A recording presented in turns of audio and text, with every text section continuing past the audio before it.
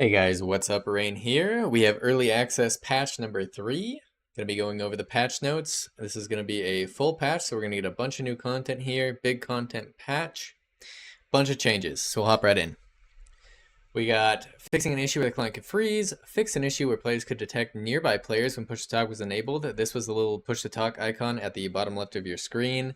When that would show up and you were solo, right, you didn't have teammates around, you knew that somebody else was close to you within about one module of you. It was kind of like a radar. So that being fixed is very good. Fix an issue where Goblin Mage could fire projectiles through walls.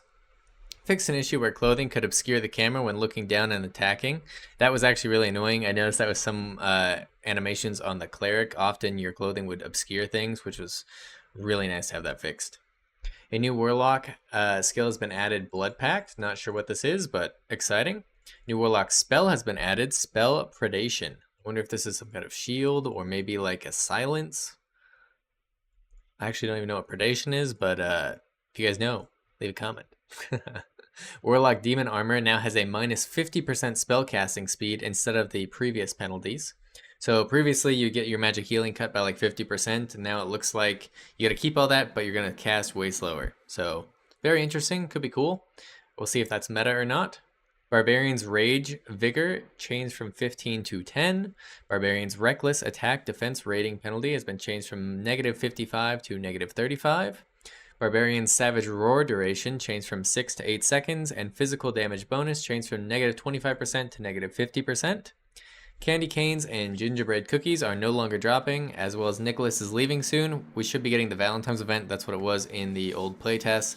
I assume it'll be the like heart candy kind of a thing is what we will be transitioning to. The appearance of silver weapons has been updated. The presentation of some artifacts has been improved. A new weapon has been added, the club. I assume this will be for cleric and maybe fighter. It's going to be a quicker melee weapon. Not as much damage, faster attack speed. Crafting, the crafting item Bone Shaper has been added. New artifacts added, Zeraki's Eye, Spellweaver, Illusory, and Delirium. I believe these are mostly going to be artifacts for wizards and warlocks because they were kind of missing that part of the game. So this will be exciting. Very interested to see what kind of effects are on these. This would be super fun. Some of the other artifacts have been improved. This would be like Viola or something like that, right? They probably made some changes to rebalance them. Herbs can now be stacked.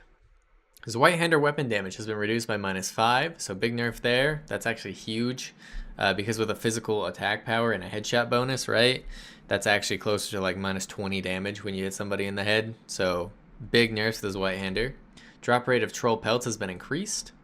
The timing, type, and number of escape/dam portals that appear in solo, duos, and trio matches no longer are synchronized, while the overall amount of escape portals has also been significantly decreased to nudge players to be more aggressive to survive.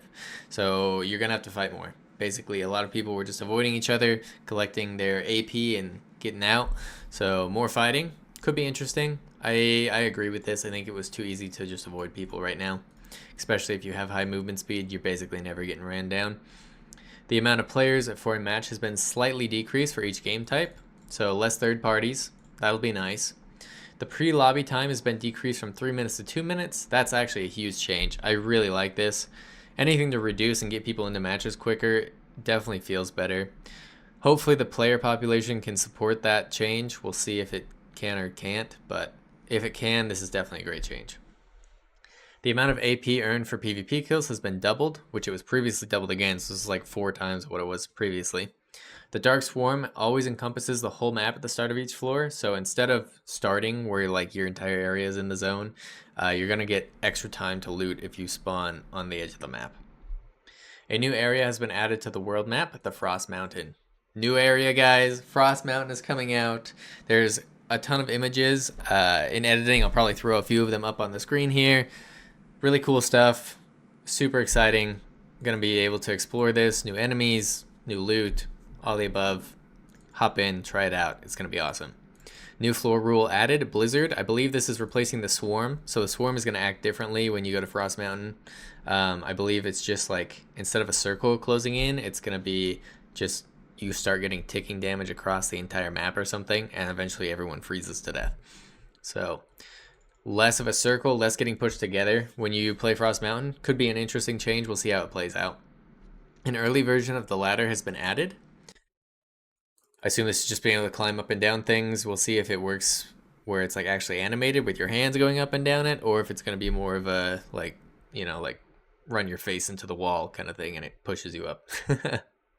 An extra Dark Swarm phase has been added to the Goblin Caves. I think this is really good. Hopefully it's towards the end. That way when you fight at the end with people, you should be able to loot more and then leave without being forced to just instantly take a blue and lose all the loot you just fought for. Added a special high-value treasure room to the High Roller Goblin Caves. Modified the amount and location of the sacrificial altars on the High Roller Ruins.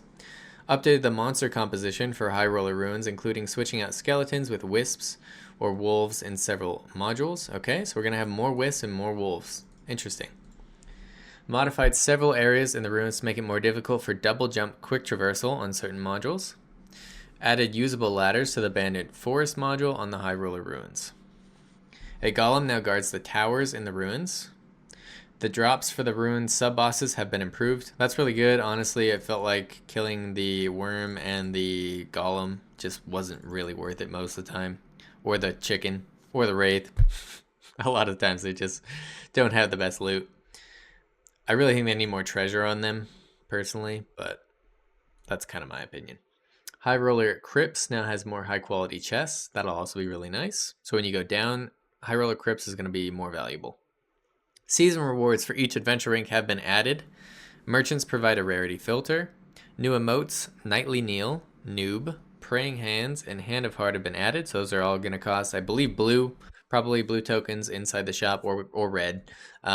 If you want to just pay some money and get them all.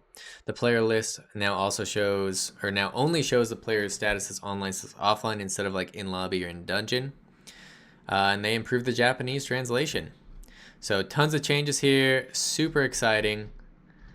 Honestly, this is a fantastic patch. Really excited. Hopefully this brings back a lot of players.